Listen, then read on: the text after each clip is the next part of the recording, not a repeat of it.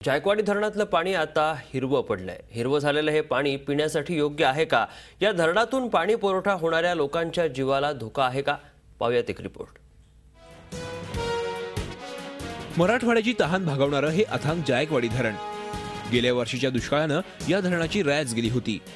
या वर्षी वरुण राजा चांगलाच बरसला आणि आता धरणात 23% पाणीसाठा जमा झाला।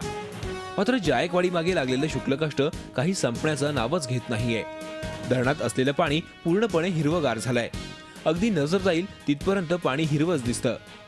जायकवाडी धरणावर औरंगाबाद, जालना, गेवराई, अंबड शहरांसह सुमारे 386 गावं, औरंगाबाद जालना जिल्ह्यातील 5 औद्योगिक वसाहती, औरंगाबाद जालना परभणी हिंगोली बीड जिल्ह्यातील 2,77,000 हेक्टर शेती अवलंबून आहे। धरणातलं पाणी अचानक हिरवं झाल्यामुळे नागरिकांमध्ये आता भीतीचं वातावरण पसरलंय। नगर जिल्ह्यातील साखर कारखाने आणि गोदावरीत सोडलेले नाले यामुळे धरणातील पाणी हिरवं पडल्याचा आरोप नागरिकांनी केलाय।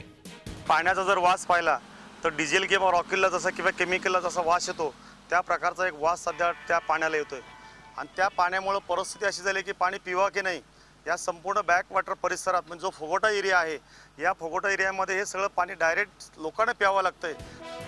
तर निसर्गाची पाणी शुद्ध करण्याची नैसर्गिक सायकल कुठेतरी ब्रेक झाल्यानं पाण्याचा रंग बदलत असल्याचं पर्यावरण तज्ञ म्हणतायत।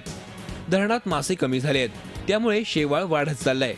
हे असंच सुरू राहिलं तर जायकवाडी धरणातील पाणी खराब होऊ शकतं असा अंदाज तज्ञ व्यक्ती करतायत। जायकवाडी जलाशयात न्यूट्रिएंट्स खूप मोठ्या प्रमाणात आल्यामुळे तिथे असलेल्या अल्गीला वाढ होते आणि त्याला आपण अल्गल ब्लूम असं म्हणतो आणि त्यामुळे हा हिवाळी आपला रंग हिरवा हिरवा आपल्याला दिसतोय। पण एका बाजूला तो हिरवा असून जरी आज त्या पाण्याचा एवढा धोका वाटला नाही तरी ही धोक्याची सूचना हे मात्र लक्षात घ्यायला पाहिजे। पाणी हिरवगार झाल्यानं त्याच्या शुद्धतेला वेळ लागेल त्यामुळे आधीच 3 दिवसाआड येणारं पाणी 4 दिवसाआडही येऊ शकतं अशी भीती महापालिकेनं व्यक्त केली आहे। 1 वर्ष 1.5 वर्ष अगोदर असं पाणी आलं होतं त्यावेळेला आम्ही त्याच्यावरती केमिकल ट्रीटमेंट जे आहे आपलं ब्लिचिंग पावडरचा वापर करून आणि त्याला प्री क्लोरिनेशन आणि पोस्ट क्लोरिनेशन असं हे करून आम्ही ते त्यावेळेला टॅकल केलं होतं। ते हे पाणी आता नसल्यामुळे तसा महापालिका जे पाणी पुरवते त्याला कुठल्याही प्रकारचा धोका नाही। 2011 मध्ये सुद्धा धरणातील पाणी हिरवं पडलं होतं। त्यावेळेस या पाण्याचे टेस्टिंग सुद्धा करण्यात आले होते। हिरव्या पाण्यानं काहीही परिणाम होणार नाही असा अहवाल त्यावेळेस देण्यात आला होता। आता यावेळेस अजून सुद्धा पाणी तपासण्यात आलेलं नाही त्यामुळे जोपर्यंत पाणी तपासण्यात येत नाही तोपर्यंत हे पाणी पिण्यास वा वापरण्यास योग्य की अयोग्य हा प्रश्न कायम आहे। सध्या धरणाची निगा राखणारे अधिकारी याबाबत काहीही बोलायला तयार नाहीत। पाणी तपासल्यावरच याबाबत बोलणार असल्याचं अधिकारी सांगतायत।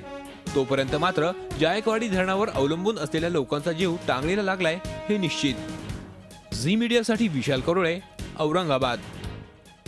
झी 24 तास एक पाऊल पुढे।